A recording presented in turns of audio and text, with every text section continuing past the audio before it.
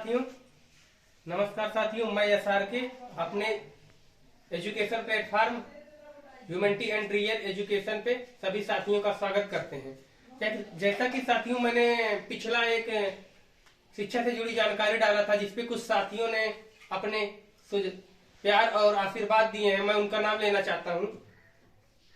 उनके नाम इस तरह है।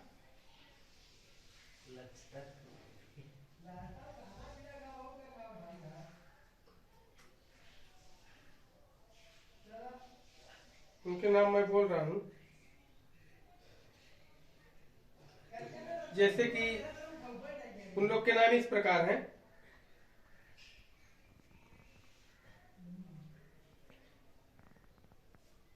जैसे कि प्रिंस यादव जी, मोहित शर्मा जी, लक्ष्य तक स्टडी पॉइंट, अमन सिंह जी, हिंदुस्तानी जी, अर्क जी, विकास गुप्ता जी, पंकज मौर्य जी, लक्ष्य तक, मनमोहन यादव जी, राहुल यादव ताहिर हॉस्पिटल जी, पुरवैया जी, एक पुरवैया भी हैं।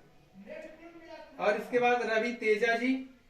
रवि तेजा, ये देखिए तमिलनाडु की राजधानी चेन्नई से आ गए, जो जिसको टॉलीवुड कहते हैं, साउथ इंडियन मूवी हीरो है रवि तेजा जी। रवि तेजा जी ने एक कमेंट किया है, पहले इन्हीं का सवाल बता दिया जाता है। तो इन्होंने कहा है कि 16 चिड़िया 16 दिन में 16 घोंसला बनाती हैं।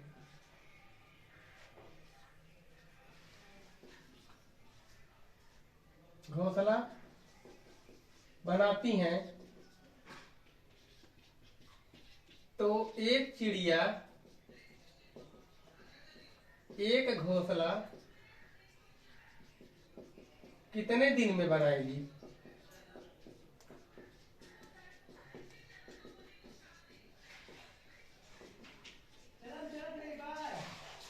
कितने दिन में बनाएगी? जैसा कि रवि तेजा जी, मैं आपको बता दूं कि 16 चिड़िया 16 घोंसला 16 दिन में बनाती है। ये एक इस प्रकार एक सवाल हमारे सामने कुछ दिन पहले आया था कि 8 कपड़ा 8 दिन में सूखता है, तो एक कपड़ा कितने दिन में सूखेगा?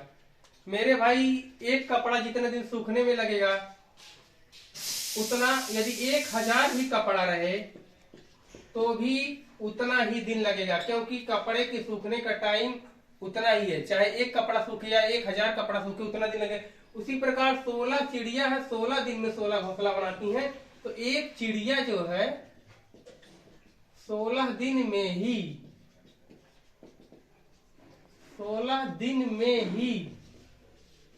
एक घोंसला बनाएगी।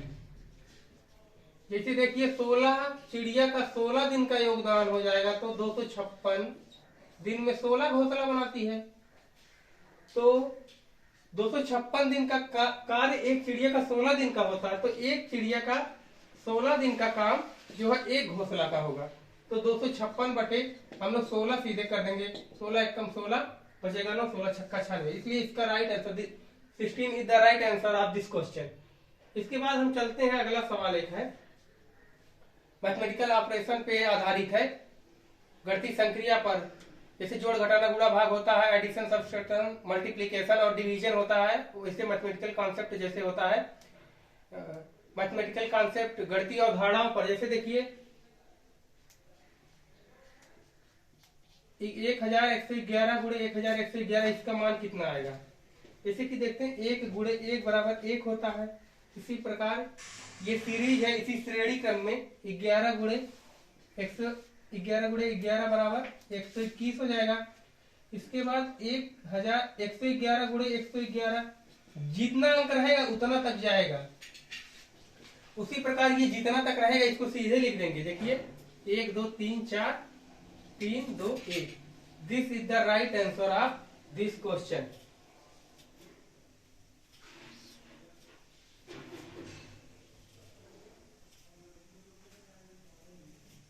इसके बाद हम लोग अगला सवाल देखेंगे।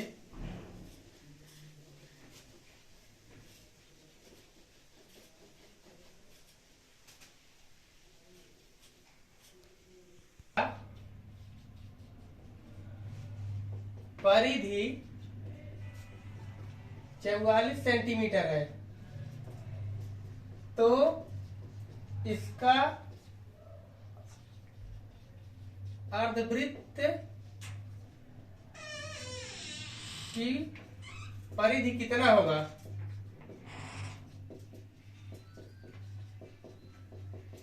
जैसा कि हम लोग जानते हैं एक निश्चित बिंदु केंद्र O से एक समान दूरी की अनंत बिंदुओं से मिलकर एक वृत्त का निर्माण होता है और वृत्त में सबसे बड़ी जीवा जो है व्यास होती है। व्यास को हम लोग D से डिनोट करते हैं, diameter. Diameter is denoted by D and radius is denoted by R. 2R equal to D. त्रिज्या के गुणनफल दो बार गुणा करने पर त्रिज्या के जो मिलता है उसे व्यास कहते हैं। तो वृत्त की जो परिधि होती है उसको 2 पाई आर कहते हैं। 2 पाई आर बराबर कितना दिया है? 44 सेंटीमीटर। ठीक, फिर यहां से जैसे कि आर्यभट्ट जी ने पाई का मान बताया था, पाई का मान 22/7 होता है। यहाँ पे इसकी जगह पर रख देंगे तो r का मान यहाँ से निकल जाएगा 7। जैसा कि 22 दूनी 44, 44 से कर गया 75 होगा, r का मान जो है 7 आ जाएगा। r का मान देखिए 7 आ गया है। इसके बाद अर्धवृत्त का परिधि पूछा है तो ये व्यास d बराबर हो जाएगा 2r, 2 गुणे 7 बराबर 14 सेंटीमीटर। जब 14 सेंटीमीटर आ गया तो इसको जो है यहाँ जो है 2 पाई आर बराबर 44 था तो इसका आधा हो जाएगा 22 सेंटीमीटर और ये 14 सेंटीमीटर जोड़ देंगे तो ये हो जाएगा 36 सेंटीमीटर अर्धवृत्त का जो है परिधि हो जाएगा। अर्धवृत्त का परिधि कितना आ गया? 36 सेंटीमीटर। हम आशा करते हैं कि आप लोग समझ गए होंगे। यदि कोई समस्या हो तो आप लोग कमेंट करके जरूर बताएं। इसके बाद हम आते हैं अगले सवाल पर। चलिए हम अगले सवाल पे आते हैं। अगला सवाल है 1/2 में कितने 1/8 शामिल है? जैसे कि साथियों ये क्वेश्चन बहुत आसान है, आएगा तो आसान है, यदि नहीं आएगा तो पसीने छूट जाएंगे, पूरा पेपर खत्म हो जाएगा लेकिन सॉल्व नहीं हो पाएगा। अब आता रहेगा तो देख कर लगा देंगे ऐसे। तो इसको आते हैं ऑप्शन से हम चेक करेंगे। पहला ऑप्शन है 4, दूसरा ऑप्शन है 16, तीसरा ऑप्शन है 8, चौथा ऑप्शन है 32। देखिए ऑप्शन से हम बाद में बताएंगे। ये सवाल कई विधियों से लग सकता है, जैसे कि हम बताते हैं। जैसे कोई कहता है कि 50 में कितने 5 शामिल है, कितने 5 शामिल हैं, तो आप क्या करेंगे 50 से 5 में भाग दे देंगे, कितना आ जाएगा 10, क्योंकि 5 10 बार शामिल है। तो पहली विधि से हम लोग 1/2 भागे 1/8 करेंगे। जैसा कि आप लोग जानते हैं जब गुणा आता है तो ये पलट जाता है। ये आ गया 4 बार शामिल है, 4 राइट आंसर हो जाएगा। और आप लोग ऑप्शन से आइए, जैसे पहला ऑप्शन लिए 1/8 है, गुणे 4 कर दिए, 4 दूनी 8, 1/2, 1/2 मिल गया। देखिए यहाँ पे तो 1/2 में 1/8 कितनी बार शामिल है? 4 बार शामिल है। इसके बाद हम लोग आएंगे अगले सवाल पर। आते हैं 500 सेंटीमीटर